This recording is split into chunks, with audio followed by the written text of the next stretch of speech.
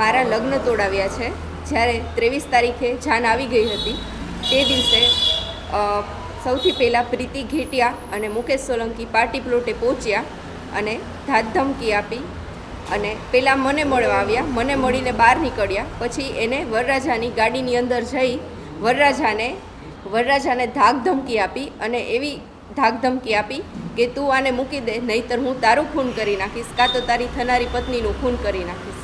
એના લીધે જાન પરણ્યા વગર પાછી ગઈ છે. પ્રીતિએ મુકેશને મને મળાવ્યા હતા અને પ્રીતિ બધી બાબતમાં મુકેશને સપોર્ટ કરતી હતી અને કોઈ પણ જગ્યાએ પ્રીતિને મુકેશ સાથે જ જતા આવતા હતા. મુકેશ પરણિત છે એ મને ખ્યાલ 2-3 મહિના પછી ખબર પડી અને ત્યાર પછી એવી વાત થઈ હતી કે આપણે રિલેશનશિપમાં છીએ અને હું આગળ જતાં તને સ્વીકારી લઈશ. મારા ફોટોઝને વિડીયોઝ વાયરલ કરી દેશે અને હું સમાજમાં કોઈ મને પરણશે નહીં એવી મને ધમકી આપતો. મને અમારા બે વચ્ચે ઝઘડા થતા અને એ મને મારતો, ચાર્જિંગના વાયરથી, હાથમાં પહેરવાના કડાથી, બેલ્ટથી, એવી અલગ અલગ વસ્તુઓથી મને મારવામાં આવતો. એ મને પહેલી વાર જ મળ્યા હતા ત્યારે મને કીધું હતું કે બંને ગવર્મેન્ટ ટીચર છે પ્રાઇમરી.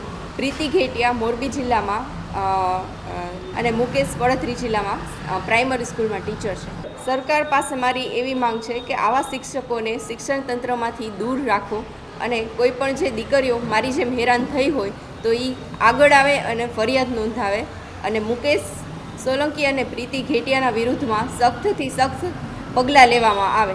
બીજી દીકરીઓને હું એવી અપીલ કરીશ કે તમે આવા કોઈ જંજાળમાં ફસાશો નહીં અને તમે તમારા પરિવારને અને પોલીસ સ્ટેશને ફરિયાદ કરો. તમારો સાથ આપશે તમારો પરિવાર અને પોલીસ પણ તમારી મદદ કરશે. કટકે 5 લાખ જેવા મારી પાસેથી 5 થી 5.5 લાખ જેવા મારી પાસેથી પૈસા માંગવામાં આવ્યા છે. હું તને બદનામ કરી નાખીશ અને તારા ફોટોઝ ને વિડીયોઝ વાયરલ કરી નાખીશ.